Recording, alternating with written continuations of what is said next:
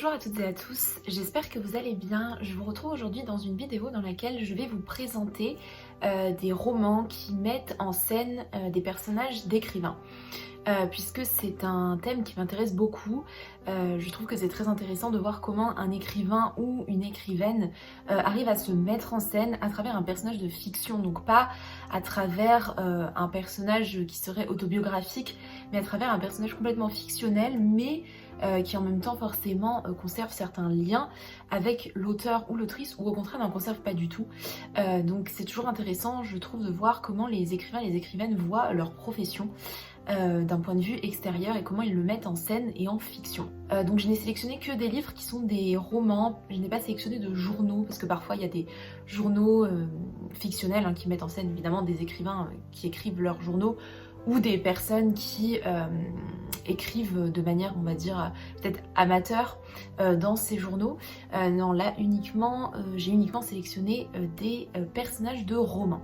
Voilà, je trouve que c'est intéressant de voir comment les auteurs et les autrices décrivent dans les fictions la manière dont ils conçoivent une œuvre, la manière dont ils abordent l'écriture, quelles thématiques sont liées à cette écriture. Et voilà, donc c'est vraiment, les personnages, de toute façon les artistes de manière générale en fiction sont vraiment des personnages que je trouve très intéressants, mais particulièrement du coup les écrivains, puisque ça a un lien direct avec l'auteur ou l'autrice du livre.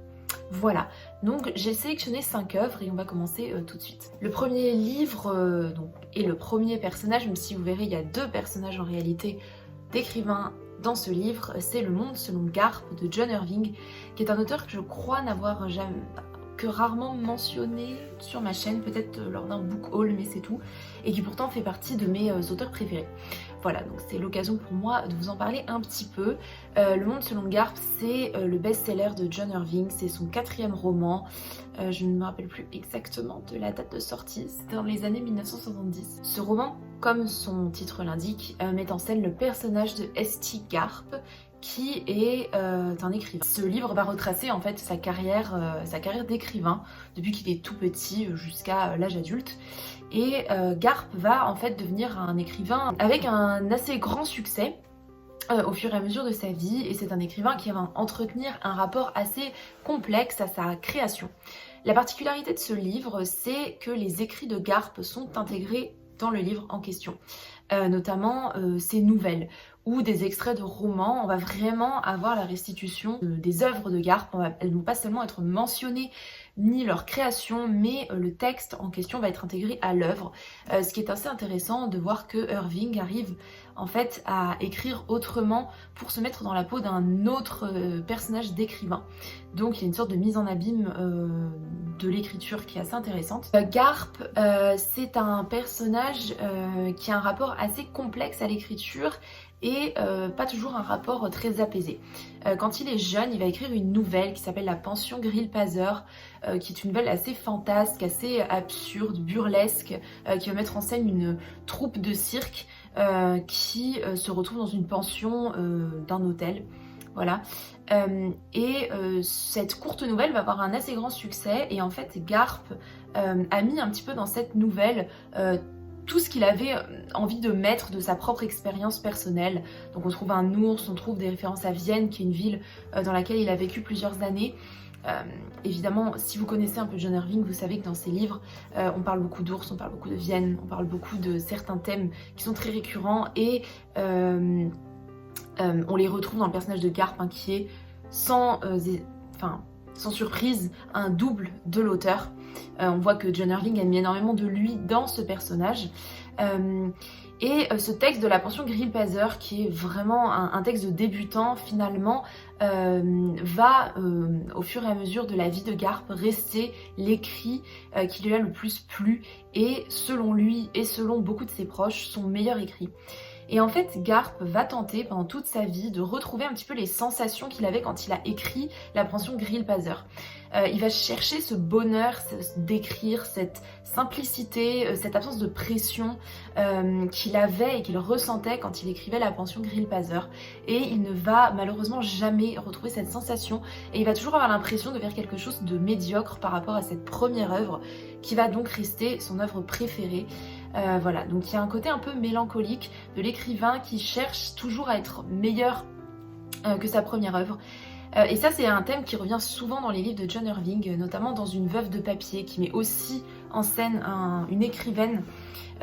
Et en fait, John Irving, dans ses 2 livres, montre que l'écrivain est toujours déçu de sa deuxième œuvre. Alors, je ne sais pas si c'était le cas pour John Irving, mais je sais que sa deuxième œuvre a été moins bien reçue que la première, et je pense que sa deuxième œuvre n'est absolument pas une de ses œuvres les plus connues.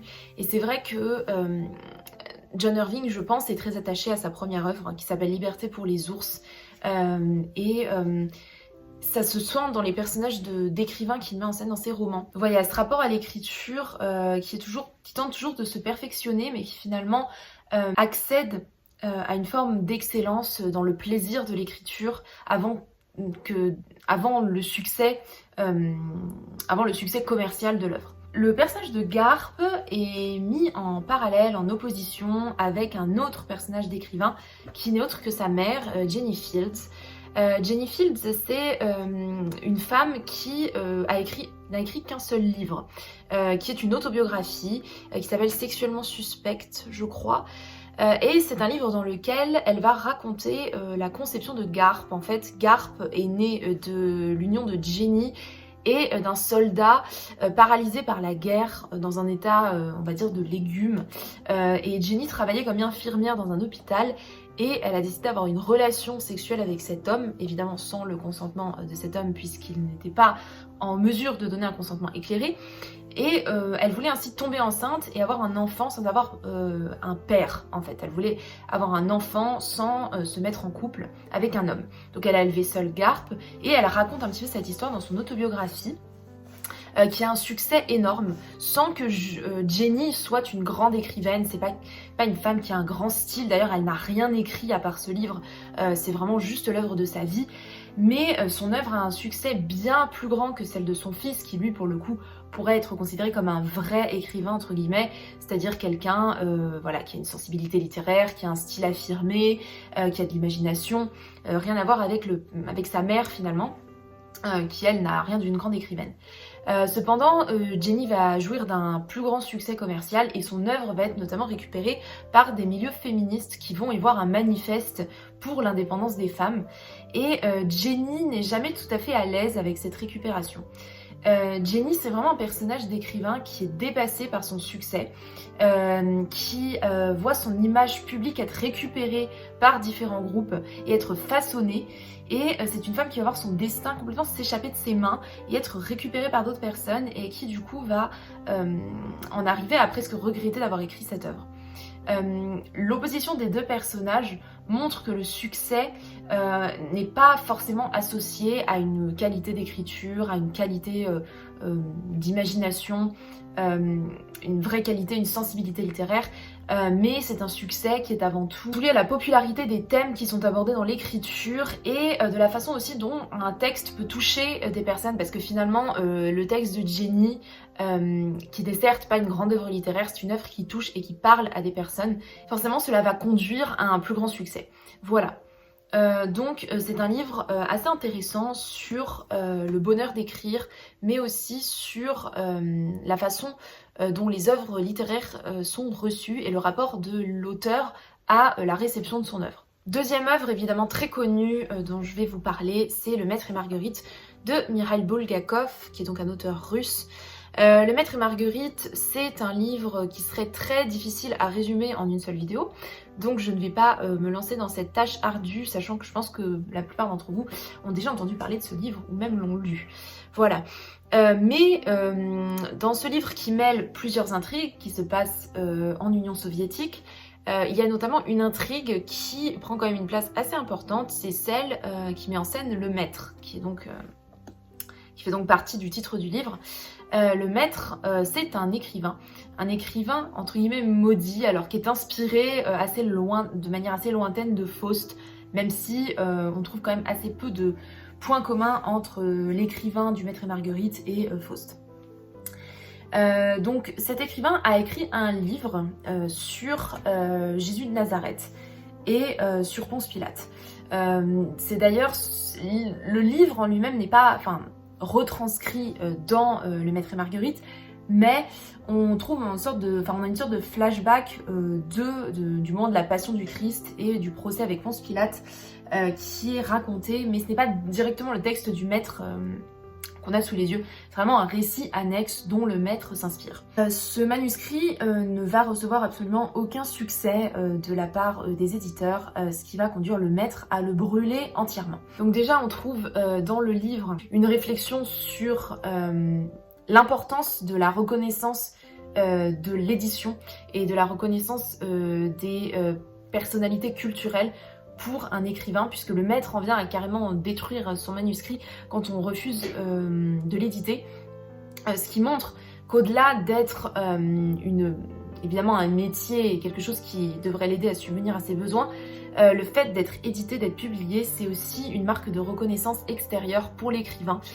C'est montrer que son manuscrit a été légitimé par une sorte d'intelligentsia particulière, d'une sorte d'élite culturelle et intellectuelle. Et ça a évidemment une grande importance pour les écrivains, d'avoir cette reconnaissance extérieure et de voir que son texte puisse être lu et débattu par différents lecteurs. Mais il y a aussi un thème un petit peu plus politique qui sous-tend ce personnage du Maître, c'est le thème du rapport entre l'écrivain et la persistance des idées de l'écriture.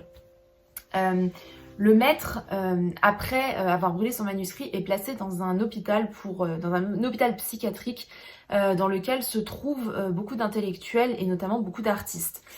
Donc là, il y a une critique évidemment sous-jacente de la censure de l'URSS que dénonce Bulgakov dans Le Maître et Marguerite et qui fait des intellectuels et des artistes des parias de la société, évidemment, puisque par leur art et par leurs écrits, ils peuvent dénoncer le régime. Donc on cherche à les isoler complètement et évidemment la métaphore de l'asile psychiatrique montre cet isolement dans la société et cette stigmatisation dont sont victimes les artistes et les intellectuels et dont évidemment les écrivains. Le texte du Maître, malgré le fait qu'il va être matériellement brûlé, va persister, notamment à travers ce récit enchâssé qu'on trouve dans le livre, ce qui montre en fait la persistance des idées, des écrits, malgré la censure. Le personnage du Maître montre qu'un écrivain qui écrit, qui pose des idées, qui expose des thèses dans un livre, va voir ses idées se perpétuer au-delà de l'œuvre matérielle elle-même. Que ce qui compte avant tout, c'est le geste d'écriture, c'est la volonté de traduire par des mots des idées, de les mettre en scène. Et ce, malgré la censure, malgré l'absence de publication, ces idées vont quand même survivre à la disparition de l'écrit lui-même. Voilà, donc ça c'est vraiment un thème qui est assez récurrent dans le livre. Il y a notamment une phrase qui revient assez souvent, comme quoi les manuscrits ne brûlent pas. Alors c'est évidemment une phrase à prendre au sens figuré, mais les idées des manuscrits résistent à leur disparition, résistent donc à leur censure. Voilà. Donc c'est vraiment une louange en fait de l'écrivain engagé qu'on trouve dans Le Maître et Marguerite, de l'écrivain qui écrit malgré la censure, qui se bat pour que ses idées soient dévoilées et qui attribue donc à l'écrivain un rôle majeur dans une société dans laquelle persiste la censure, la torture, les absences de liberté.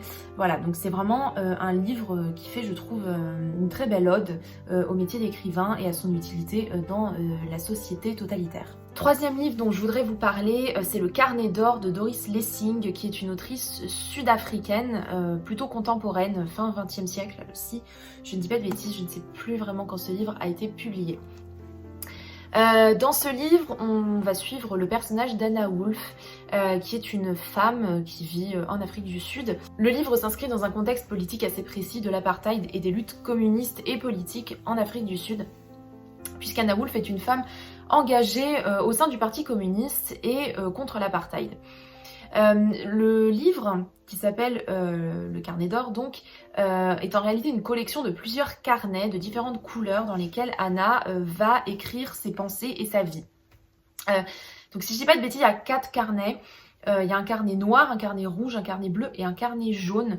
Le carnet noir, je crois, est consacré à la situation politique de l'Afrique du Sud. Le carnet rouge est consacré à l'engagement communiste d'Anna. Le carnet bleu est consacré à sa vie privée et le carnet jaune est un carnet dans lequel elle va mettre en scène un double d'elle qui s'appelle Ella. L'écriture de ces carnets en fait est un moyen pour Anna de retrouver l'envie d'écrire puisqu'elle est victime d'une angoisse de la page blanche caractéristique de l'écrivain et de l'écrivaine.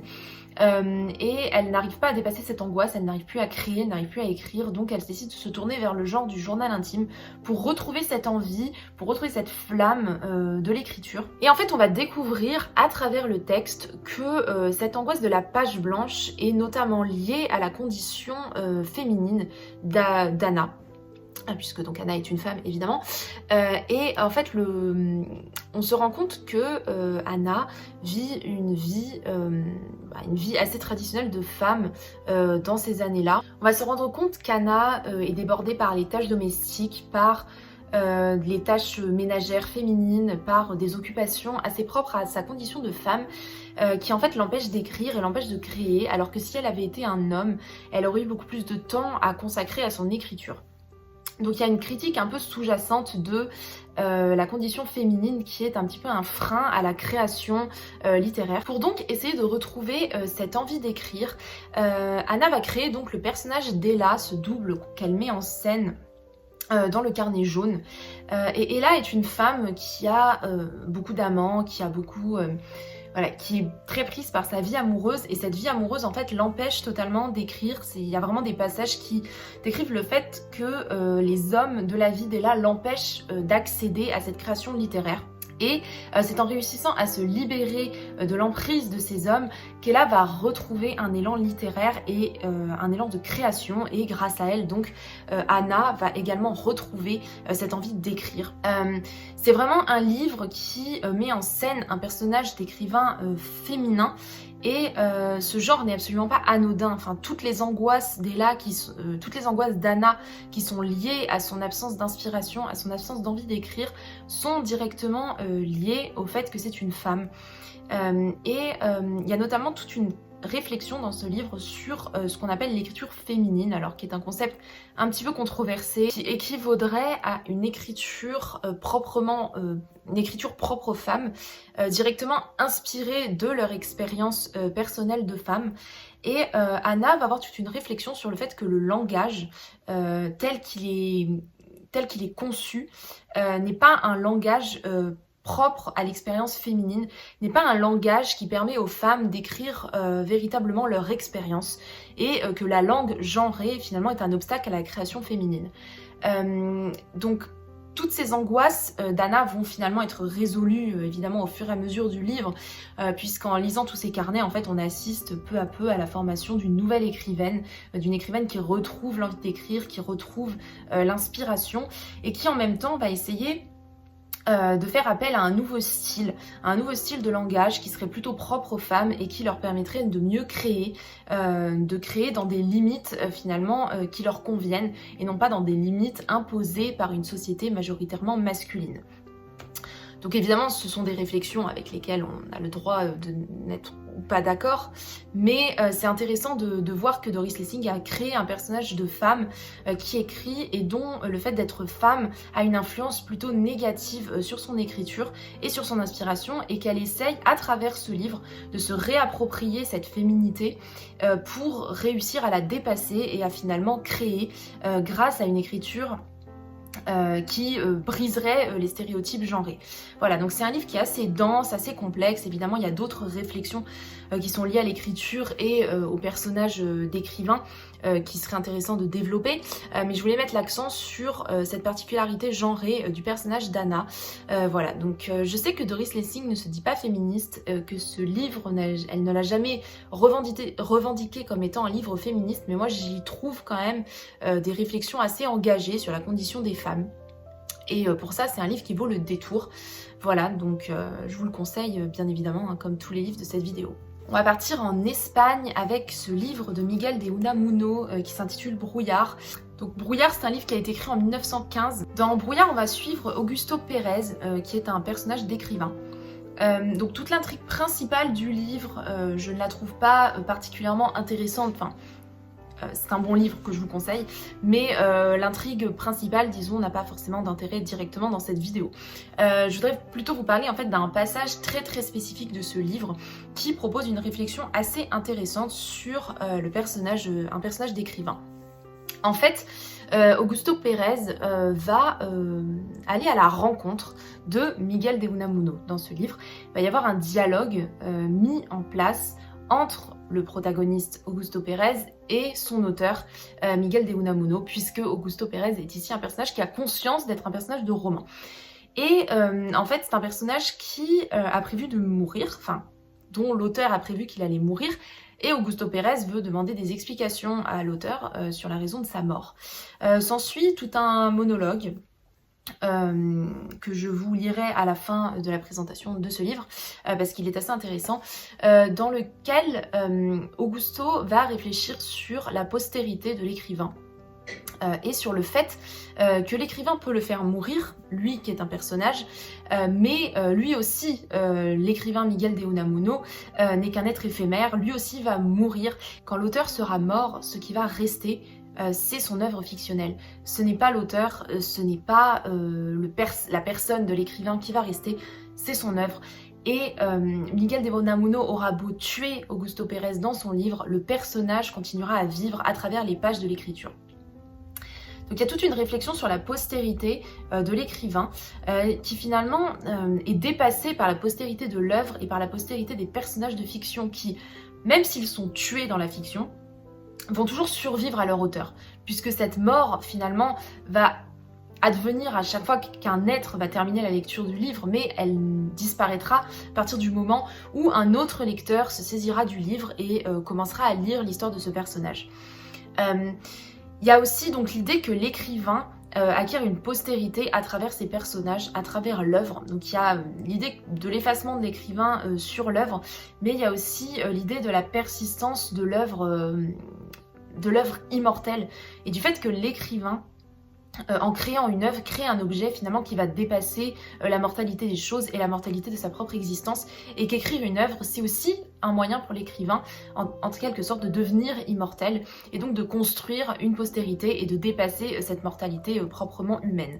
Voilà, donc c'est vraiment ce dialogue-là qui est très intéressant dans cette œuvre, et qui vaut le détour, hein. C'est une œuvre qui est assez courte, je sais pas si elle est encore éditée en France. C'est une œuvre qui est vraiment très intéressante sur ce dialogue entre écrivain et personnage, et de montrer que finalement le pouvoir de l'écrivain de vie ou de mort sur ses personnages se retourne contre lui, puisque le personnage a la victoire finale, puisque lui ne meurt jamais vraiment, contrairement à l'écrivain.